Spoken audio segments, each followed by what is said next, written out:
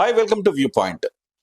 జనసేన అధినేత పవన్ కళ్యాణ్ ఎప్పుడైతే తెలుగుదేశం పార్టీతో పొత్తు అనౌన్స్ చేశారో అక్కడి నుంచి ప్రధానంగా వస్తున్న చర్చ సీట్లెన్ని, ముఖ్యమంత్రి పదవిలో షేరింగ్ ఉందా?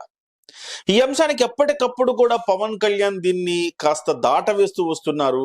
ఖచ్చితంగా గౌరవప్రదమైన సీట్లు అంటున్నారు. అలాగే ముఖ్యమంత్రి స్థానం మాత్రం ఎన్నికలు అయ్యాక సీట్లను బట్టి ముఖ్యమంత్రి పదం మీద మాట్లాడదామని ఆయన పదే పదే చెప్తూ వస్తున్నారు. కానీ లోకేష్ నిన్న అనుకోకుండా ఒక జర్నలిస్ట్ మిత్రుడికి ఇచ్చిన ఇంటర్వ్యూలో ముఖ్యమంత్రి పవన్ కళ్యాణ్ అనే అంశం మీద, షేరింగ్ అనే అంశం మీద మాట్లాడుతూ కేవలం బాబు గారే సీఎం, అనుభవం కలిగిన వాళ్ళకి ముఖ్యమంత్రి పదవి అన్న అంశాన్ని పవన్ కళ్యాణ్ కూడా అంగీకరిస్తున్నారు. కాబట్టి దాంట్లో ఎటువంటి సందేహము లేదు, చంద్రబాబే సీఎం అని చెప్పి ఆయన కుండబద్దలు కొట్టారు. మరి నేపథ్యంలో జనసేన శ్రేణులు ఎట్లాంటి అభిప్రాయాలు వ్యక్తమవుతున్నాయి? మనతో మాట్లాడడానికి సీనియర్ జర్నలిస్ట్ అండ్ అనలిస్ట్ అక్షర సత్యం గారు ప్రస్తుతం ఫోన్ లైన్ లో ఉన్నారు. సత్యం గారు నమస్కారం అండి. నమస్కారం సార్. సత్యం గారు, ఇప్పుడు లోకేష్ గారు పొరపాటుగా అన్నారా, లేకపోతే అది వాంటెడ్లీ అన్నారా? వ్యూహాత్మకమా, తప్పిదమా? ఎట్లా అండి మనం అర్థం చేసుకోవాలి? సార్, నేను అనుకునేది అయితే లోకేష్ బాబు వ్యూహాత్మకంగానే ఇంటెన్షనల్ గానే అన్నారు, కానీ వ్యూహాత్మక తప్పిదు అని చెప్పాను. కానీ ఓకే, ఆయన మాత్రం పొరపాటుగా అనలేదు. నేను మొన్న కూడా గతంలో చెప్పా, ఇది చంద్రబాబు నాయుడు గారు 25 సీట్లు అని మీడియాకి ఇస్తాడు, ఇక్కడికి వచ్చి పవన్ కళ్యాణ్ గారు ఇంటికి వచ్చిందని చెప్పాను నేను. అది చంద్రబాబు నాయుడు గారి యొక్క నైజం అది. Okay right. అయినా ఎందుకు పొత్తు పెట్టుకున్నామంటే అది వేరే విషయం, అది దాని డిస్కషన్ వద్దాం. సో పవన్ కళ్యాణ్ గారు ఒక పక్కన మీరే చెప్పారు, సీఎం ఎవరనేది మేము తర్వాత నిర్ణయించుకుంటాం, ముందు మనకు వచ్చిన సీట్లలో మనం పోటీ చేద్దాం, గెలిపించుకున్న తర్వాత అప్పుడు ఆలోచిద్దాం అన్నారు. ప్లస్ పార్టీలో విమర్శలు ఎవరైనా చేస్తుంటే నిర్దాక్ష్యంగా సస్పెండ్ చేస్తానంటున్నారు ఆయన. ఆ పరిస్థితి తెలుగుదేశంలో లేదండి. అది ఓకే. పవన్ కళ్యాణ్ గారు పొత్తు ధర్మాన్ని అంత స్ట్రిక్ట్ గా ఫాలో అవుతుంటే ఒక లోకేష్ లాంటి వ్యక్తి సీఎం చంద్రబాబు నాయుడు గారే, పవన్ కళ్యాణ్ గారికి ఆ సమర్థత లేదు, ఆ భావం ఏంటి? పవన్ కళ్యాణ్ చంద్రబాబు నాయుడు గారి సమర్థ, రాజుగారి భార్య మొదటి భార్య మంచిదంటే సెకండ్ రెండో భార్య చెడ్డదనే, అంతేగా. చంద్రబాబు నాయుడు గారు సమర్థుడంటే పవన్ కళ్యాణ్ గారు అసమర్థుడు అని, చంద్రబాబు నాయుడు గారికి అనుభవం ఉందంటే పవన్ కళ్యాణ్ గారికి అనుభవం లేదని. రెండోది ఏంటి? పవన్ కళ్యాణ్ గారు ఒప్పుకున్నారని, పవన్ కళ్యాణ్ గారు చంద్రబాబు నాయుడు సమర్థుడు కాబట్టి పొత్తు పెట్టుకున్నా నేను ఎప్పుడు అనలేదండి. 2014లో అన్నాడు ఆయన, అనుభవం అయిన నాయకుడు కావాలి కాబట్టి పొత్తు పెట్టుకున్నా. ఒక ఇద్దరు నాయకులతో ఆయన పోల్చుకున్నారు ఆ రోజు. జగన్మోహన్ రెడ్డి, చంద్రబాబు అంటే అనుభవం కలిగిన చంద్రబాబు అయితే కొత్త రాష్ట్రం కాబట్టి మంచిది అని ఆ రోజు ఆయన మద్దతు ఇచ్చారు. అవును, ఆ రోజు ఆయన పార్టీ లేదు కాబట్టి. ఎస్.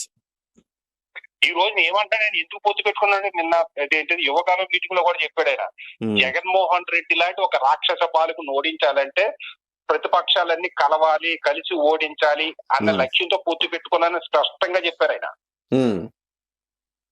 ఇది మన లోకేష్ గారు పవన్ కళ్యాణ్ గారు ఒప్పుకోవడం అనేది పచ్చి అబద్ధం.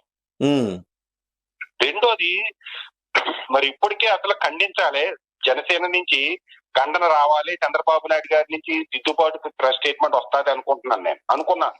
కానీ ఇప్పుడు నాదెండ్ల మనోహర్ గారు ఒక ప్రెస్ కాన్ఫరెన్స్ లో మాట్లాడుతున్న సందర్భంలో అడిగితే, అవునా అలా అన్నారా, నాకు తెలియదు అని అన్నారు ఆయన.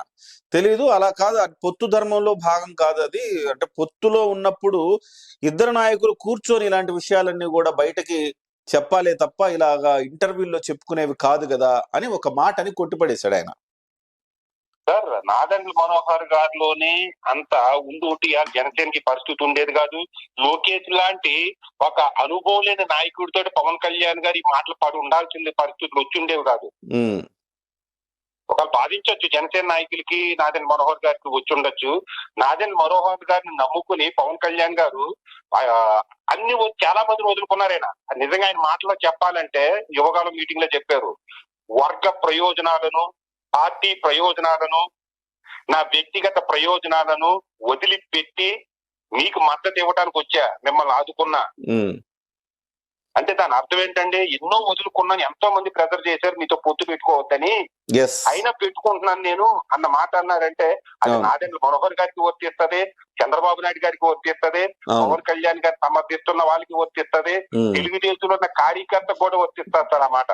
ఓకే. అది అర్థం చేసుకోకుండా లోకేష్ బాబు గారు నేను అన్నదే అజ్ఞానంతో, అహంకారంతో, లేకపోతే ఇంక మాకు జనసేన అవసరం లేదు మేము ఇంక గెలిచేస్తాం అనే అతి విశ్వాసంతో అనేది నాదెండ్ల మనోహర్ గారు, చంద్రబాబు నాయుడు గారు చెప్పాలి. ఎందుకు వీళ్ళిద్దరే బాధ్యులు దానికి. పాపం పవన్ కళ్యాణ్ గారిని అనుకుంటే ఏమంటావు, ఆయన పాండవుల్లాంటి ధర్మం తప్ప అధర్మం మాట్లాడినాడు, అధికారం మీద వ్యామోహం లేని వ్యక్తి ఆయన. అవును, కరెక్టే. 2014లో పవన్ కళ్యాణ్ గారు టీడీపీకి మద్దతునిచ్చి ఉండకపోతే 2014లో జగన్మోహన్ రెడ్డి సీఎం అయి ఉండేవాడు. అవును, ఖచ్చితంగా. 2019కి తెలుగుదేశం పార్టీ ఉండేది కాదు, జనసేన పార్టీ అధికారంలోకి వచ్చి ఉండేది 2019లో. పవన్ కళ్యాణ్ గారు మంచికి పోతే అతనికి చెడు ఎదురయ్యింది. అవును, పార్టీని బతికించాడు, బతికి పట్టగట్టిందంటే ఓన్లీ పవన్ కళ్యాణ్ గారు, జనసేన జన సైనికుల యొక్క దయాదాక్షిణ్యాల ఈ రోజు తెలుగుదేశం పార్టీ బతికి పట్టగట్టింది కాదు. సో ఒకవైపు లోకేష్ ఇంటెన్షనల్ గా ఇలాంటి వ్యాఖ్యలు చేశారు అని చెప్తున్నారు, అదే విధంగా ఇది వ్యూహాత్మకమైన తప్పిదంగా కూడా భావిస్తున్నారు. వ్యూహాత్మక తప్పిదమైన అందులో అసలు వ్యూహం ఏంటి, వాళ్ళ వ్యూహం ఏంటి, ఆ వ్యూహం ప్రకారం వాళ్ళు చేసిన తప్పిదం ఏంటి, ఏ రకంగా తప్పుగా వెళ్తుందండి? ఒక్క పాయింట్ చెప్పి అప్పుడు దీనికి వస్తాను సార్. 2021 ఎప్పటోలో ప్రతిపక్ష ఓటు కలబనివ్వను అనేటప్పటికి తెలుగుదేశం పార్టీకి పోటీ చేయడానికి అభ్యర్థులు లేదు. ఎంపీటీసీలు, జడ్పీటీసీలు, జనసేన పోటీ చేయగలిగింది. కానీ అటువంటి పరిస్థితిని ఎలా రెండోది చంద్రబాబు నాయుడు గారిని అరెస్ట్ చేసి రాజమండ్రి తీసుకెళ్తుంటే ఒక్కడు రాలే. వెళ్ళేటప్పుడు జైలు నుంచి రిలీజ్ చేసి తిరిగి వెళ్ళేటప్పటికి కొన్ని లక్షల మంది వచ్చారు. 12 గంటలు పట్టింది రాజమండ్రి నుంచి అమరావతి. ఆ క్రెడిట్ అంతా పవన్ కళ్యాణ్ గారు ఇచ్చిన ధైర్యం చూసి వచ్చేది 2 లక్షల మంది రోడ్డు మీదకే. కరెక్ట్. ఆ విశ్వాసాన్ని చంద్రబాబు నాయుడు గారు మర్చిపోయారు, ఆ విశ్వాసాన్ని లోకేష్ బాబు గారు మర్చిపోయారు, ఆ విశ్వాసాన్ని తెలుగుదేశం వాళ్ళు మర్చిపోయారు అని నేను భావిస్తున్నాను సార్. Okay, okay. రెండోది వ్యూహం ఏంటంటే చంద్రబాబు నాయుడు గారు ఇంకా ఎవడో లేనప్పుడు తెలుగుదేశం వాళ్ళు బయటకు వచ్చి కొట్టేస్తున్నారా బాబు వైసీపీ అని అన్నప్పుడు వన్ సైడ్ ప్రేమ, నన్ను ప్రేమించండి అన్నట్టుగా చంద్రబాబు నాయుడు గారు కోరారు పవన్ జనసేన పార్టీ పూర్తి కావాలి కానీ. ఆ తర్వాత ఇప్పటి నుంచి పవన్ కళ్యాణ్ గారు నేను పొత్తు పెట్టుకుంటాననే సంకేతాలు ఇవ్వడంతో జనసేన ఇది తెలుగుదేశం పార్టీ జనసేన రోజు రోజుకి తెలుగుదేశం డెవలప్ అయింది, జనసేన పార్టీ డౌన్ అయిపోతూ వచ్చింది సార్. తర్వాత చంద్రబాబు నాయుడు గారిని అరెస్ట్ చేసినప్పుడు కూడా నేను మీడియాలో చెప్పాను, నా ఆర్టికల్స్ లో చెప్పాను, నా పోస్ట్ లో చెప్పా. జగన్మోహన్ రెడ్డి గారు, చంద్రబాబు నాయుడు గారు వ్యూహాత్మకంగా నాటకాలతో చంద్రబాబు నాయుడు గారిని అరెస్ట్ చేశారు. ఇది 3వ ప్రత్యామ్నాయం ఎదగకుండా చేసిన కుట్రను ఆ రోజు నుంచి చెప్తాను, ఇప్పుడు చెప్తున్నా. తెలుగుదేశం పార్టీ ఒక క్రియేట్ చేసి చేయడం కోసం వాళ్ళిద్దరు నాటకం వేడారు. ఆ ఉచ్చులో జనసేన పార్టీ పడ్డదే. తర్వాత ఇప్పుడు మీ ప్రశ్న వ్యూహం ఏంటంటే, ఇప్పుడు తెలుగుదేశం పార్టీ జనసేన పార్టీని తెలుగుదేశం వాళ్ళు ఎదగనోకొడతా. చీఫ్ మినిస్టర్ పోస్ట్ ఇస్తే జనసేన పార్టీ ఎదుగుతుంది. ప్లస్ వాళ్ళకి ఏంటంటే మొన్న యోగాలో సభలో చూసి ఇన్ని లక్షల మంది కూడా మా లోకేష్ బాబుని చూసి వచ్చి ఇచ్చారని ఫీల్ అయిపోతున్నాడు అతను. ఓకే, ఇప్పుడు మీకు గుర్తుండే ఉంటది, మహానాడు జరిగినప్పుడు కూడా వాళ్ళు ఏం భావించారంటే మహానాడు అద్భుతంగా సక్సెస్ అయింది. లాస్ట్ ఇయర్ మహానాడు జరిగినప్పుడు అద్భుతంగా సక్సెస్ అయింది, ఇంకేముంది మనమే ఇంకా దూసుకుపోతాం అనుకున్నారు. ఆ తర్వాత జరిగిన పరిణామాలతోటి చివరికి మళ్ళీ జనసేన పొత్తు కోసం అరువులు చాల్చాల్సిన పరిస్థితి వచ్చింది వాళ్ళకి. కానీ ఇవాళ కూడా అదే పరిస్థితుల్లో బహుశా లోకేష్ గారిని చూసే అంతమంది జనం వచ్చారని కూడా వాళ్ళు భావించి అతి ఆత్మవిశ్వాసానికి వెళ్తున్నారేమో.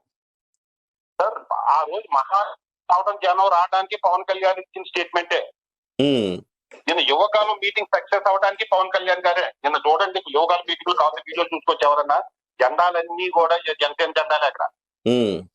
రెండోది పవన్ కళ్యాణ్ గారి పేరు ఎత్తబోదులకి సభలోంచి వచ్చిన రణగణ ధ్వనులు ఏదో బాహుబలి సినిమాలో వచ్చినట్టుగా వచ్చేవి. అవును, పవన్ కళ్యాణ్ రెస్పాన్స్ అది గమనించడం లేదు లోకేష్ బాబు. కాదు సార్, ఇప్పుడు వ్యూహంలో సార్ నేను అంటుంది ఏంటంటే వ్యూహంలో సరే వాళ్ళు ముఖ్యమంత్రి కానికూడదు అనేది సరే ఉండొచ్చు వాళ్ళకి వ్యూహం, కానీ ఈ దశలో దాన్ని ఇట్లా ఓపెన్ అప్ చేయడంలో వ్యూహం ఏంటి? వాళ్ళు ఏమంటారంటే ఓపెన్ అప్ చేయడం వాళ్ళ వ్యూహం ఏంటంటే, ఇప్పుడు బాగా పెరిగి ఇది పవన్ కళ్యాణ్ గారు జనసేన కండని ఇచ్చి ఉంటే రివర్స్ అయ్యి ఉంటే చంద్రబాబు నాయుడు గారు వచ్చి అబ్బాయి ఏమీ లేదు కుర్రాడు ఆడికేం తెలుసు ఇస్మాలో ఆడి మాట పట్టించుకుంటారంటే నాది మాట అని ఖండిస్తాడు ఆయన అవసరాన్ని బట్టి. అది వీళ్ళు కామ్ కోరుకున్నారనుకోండి, నాకు సంబంధం లేదు మాకు ఇచ్చినేవా పోతుంది కదా అప్పుడు ఏమంటారంటే రేపు పొద్దుట మేము ఆ రోజే చెప్పాము పవన్ కళ్యాణ్ సీఎం చేయవు పొత్తులు అని మాకు ఇప్పుడు మొన్న స్టేజ్ మీద కూడా చెప్పారు అన్న చంద్రబాబు నాయుడు గారు ఏమన్నారు, పవన్ కళ్యాణ్ వచ్చాడు నా దగ్గర పొత్తు అని 2-3 సార్లు చెప్పాడు ఆయన. కానీ అబద్ధం కదండి, జనానికి తెలుసు. అబద్ధం కదండి అది, జనానికి తెలుసు కదండి అది. తమ్ముళ్ళు నాది వన్ సైడ్ లవ్ తమ్ముళ్ళు అని ఎన్నోసార్లు ఆయన అన్నాడు స్టేజ్ మీద. పవన్ కళ్యాణ్ మనతో పాటు వస్తాడా లేదా అనేది తెలియదు తమ్ముళ్ళు అని ఆయన అరులు దాచింది ఆయనండి పొత్తు కోసం. అది జనాలు తెలియదండి సార్. వాళ్ళ చేతిలో మీడియా ఉంది, వాళ్ళ చేతిలో పార్టీ ఉంది, మేము అధికారంలోకి వచ్చేస్తున్నాం.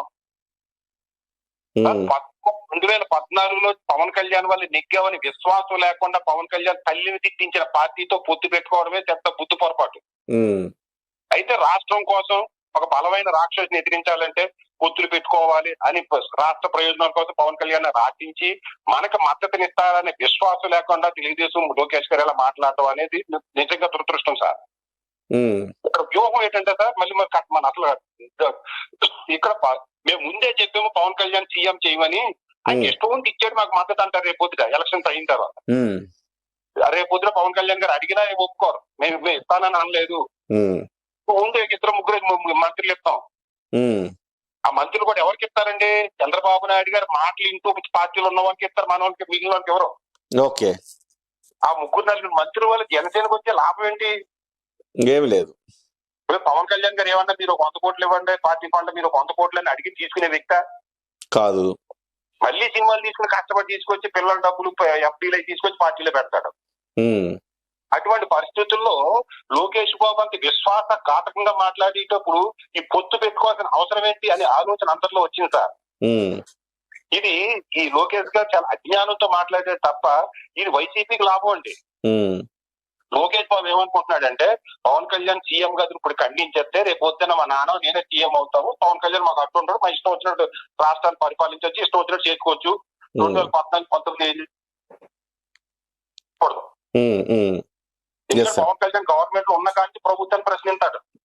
సార్ ఇది దీని పర్యవసానాలు ఎట్లా ఉంటాయి సార్ అనుకుని స్టేట్మెంట్ ఇచ్చాడు చంద్రబాబు నాయుడు.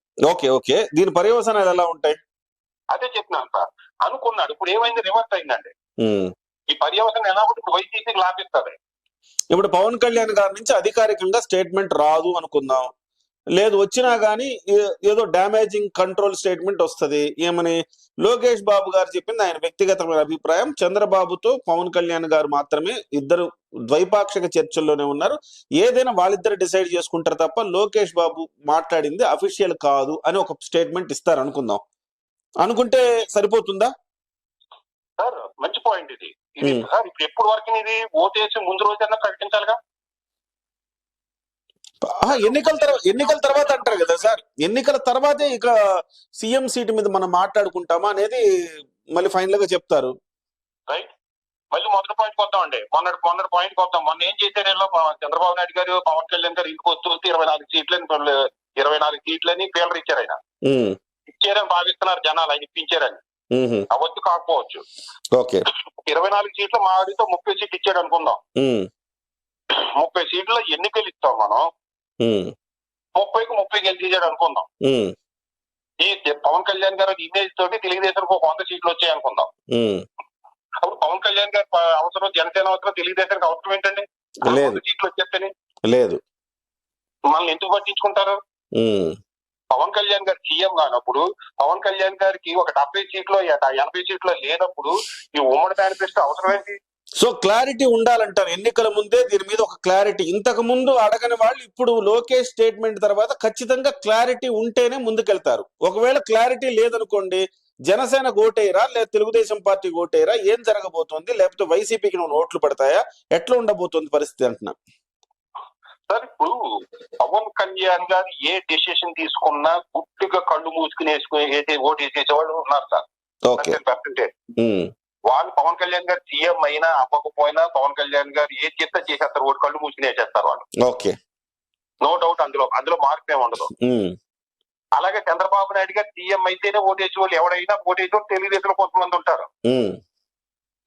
కానీ ఇక్కడ పవన్ కళ్యాణ్ గారు సీఎం అవుతే మార్పు వస్తుంది, లేదా పవన్ కళ్యాణ్ గారు సీఎం అవుతే మాకు అధికారం వస్తుంది, లేదా పవన్ కళ్యాణ్ గారు సీఎం అవుతే మా పోలీసులకు మంచిది అయితే, మా పవన్ కళ్యాణ్ సీఎం అయితే మా ఐఏఎస్ కొంచెం ఫ్రీ ఉంటుంది, పవన్ కళ్యాణ్ గారు మంచిది సీఎం అవుతే మాకు ఈపీఎస్ రద్దు అవుతుంది అని భావించేవారు ఒక 10%, 20% ఉంటారు. వాళ్ళ ఓట్లు తెలుగుదేశం జనసేనకి పడే అవకాశం పడకుండా వైసీపీకి వేస్తారా? అక్కడికి వస్తామండి. ఉమ్, ఇప్పుడు ఏంటంటే పవన్ కళ్యాణ్ గారు సీఎం 20% ఖచ్చితంగా కళ్ళు మూసుకుని వేస్తారు, వైసీపీ ఓడిస్తారు. ఉమ్, ఇందులో మళ్ళీ 20% లో కొంతమంది కమ్మ వ్యతిరేకులు ఉంటారండి. ఉమ్, ఈ ఇందులో ఆ 20% 10% కమ్మ వ్యతిరేకులు అనుకుంటే ఖచ్చితంగా వైసీపీకి వేసేస్తారు. ఎందుకంటే తెలుగుదేశానికి జనసేన చేయరు. ఉమ్, ఉమ్. అప్పుడు 10% అంటే మా 2% చాలని గవర్నమెంట్ మార్చడానికి. ఓకే. 10% ఎప్పుడైతే కమ్మ వ్యతిరేక అంతా షిఫ్ట్ అయిందో ఆటోమేటిక్ గా తెలుగుదేశం ఓడిపోయినట్టే. ఉమ్, అంటే జనసేన గెలుస్తుందంటే జనసేన పక్కన పెట్టండి, జనసేన ఓడిపోయిన కానీ జనసేన పోయేది ఏమీ లేదు. ఓకే.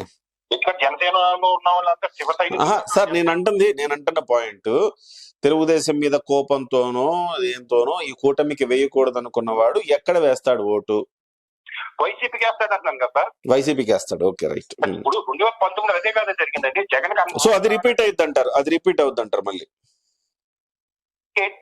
మార్పుడని కాదండి, చంద్రబాబు నాయుడు మీద వ్యతిరేకత, పవన్ కళ్యాణ్ గారు చంద్రబాబు నాయుడు సపోర్ట్ చేస్తున్న వ్యతిరేకతతో జగన్ గెలిపించారు. ఇప్పుడు ఏంటంటే పవన్ కళ్యాణ్ ని చంద్రబాబు నాయుడు మోసం చేసాడు అని చంద్రబాబు నాయుడు కోపం పవన్ కళ్యాణ్ మీద కూడా చూపిస్తారు. Okay, right. నోటా ఒకటి ఉంది కదా సార్, నోటా అనే ఆప్షన్ వాడుకోవచ్చు కదా. అలాంటి వాళ్ళు ఎవరైనా ఉంటే నిజంగా మళ్ళీ అది వైసీపీకి వేయడం ఎందుకు? నోటా అనే ఆప్షన్ నోటాకి వేయచ్చు కదా సార్. నోటా అనేది జరగని పని సార్. ఏదో 2000 3000 ఓట్లు వస్తాయి కానీ అది జరగని పని సార్. మన ఆంధ్ర రాజకీయాల్లో ఇటు అటే వేస్తారు సార్. ఓకే. సో ఇప్పుడు డ్యామేజ్ కంట్రోల్ కాకపోతే అది వైసీపీ నెత్తిన పాలు పోసినట్టే అంటారు. ఖచ్చితంగా సార్. ఇప్పుడు ఏంటంటే డ్యామేజ్ కంట్రోల్ అంటే తెలుగుదేశం నుంచి మీరు అన్నట్టు కంటెం రా మేము ఇద్దరు చేర్చుకుంటామని. ఏంటంటే జనసేన పార్టీకి ఒక 60 సీట్ల పైన ఇచ్చినప్పుడు అప్పుడు నమ్ముతారు, ఓహో మనకు 60 సీట్లు ఒక 50 గెలిపించుకుంటే సీఎం అయ్యే అవకాశం ఉన్నదని. Right sir. సీఎం 30 సీట్లు ఇచ్చి పవన్ కళ్యాణ్ సీఎం అవుతాడని ఎలా ఊహించుకుంటారు చెప్పండి? ఓకే సార్, అలాగే. Right, understood. సరే sir, okay Satyam garu, thank you very much అండి. మొత్తం మీద సత్యం గారు చెప్పినట్టుగా మొత్తం మీద రాజకీయాల్లో లోకేష్ బాబు వ్యూహాత్మక తప్పిదం చేశారు అనేది ప్రధానంగా చెప్తున్నారు.